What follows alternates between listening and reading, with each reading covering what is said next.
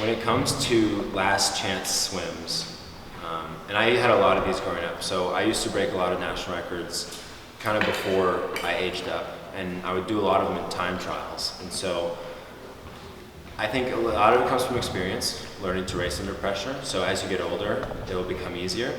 But the biggest thing is to recognize that as much as, and it's hard, it's much easier said than done, is you have to be willing to go into that race without the fear of failure.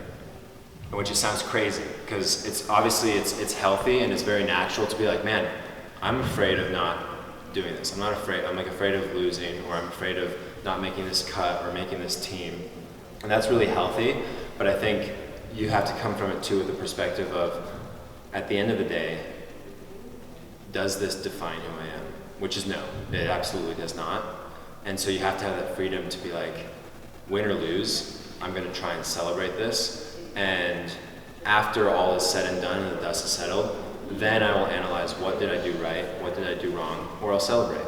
And I think approaching it like that will give you the freedom to race fast. And there's really good examples of this. I think if you look at, for myself, I remember seeing a lot of athletes who will, say you go to a meet and everyone thinks like, oh, this is just like a chill meet. You're in a great season, you're training well, you're feeling strong, but your coach is like, you know what, like, it doesn't matter, like, just go out there, have a ton of fun. You have a great fun, like, your serotonin levels are up, you're mentally not afraid of anything, you're like, I'm gonna push so hard. That's the kind of attitude that when you approach that, you see people go crazy fast times, you see them drop time, break records, and then they'll come later in the season and be like, okay, now I'm gonna try and really go fast. Like, I did this earlier in the season, but they can't hit it. And a lot of that is because when we go into something with this like do or die attitude, we tend to pull things out of our subconscious, and our brain starts to work, and our brain starts to try and create something that is much better just letting it flow. And that's where fear and nerves, there's chemicals that are released in our body that shut our brain down, which our brain ultimately shuts our body down. Yeah, so it's tough. But that's a good question. And I think it's important to recognize too that the pressure is a good thing.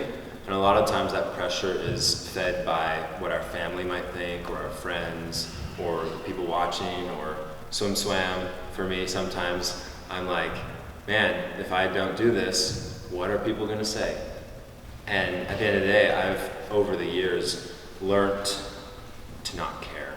And that's part of it, is not caring as much about what people say, and being able to know that the people around you are gonna love you regardless, and you're still human.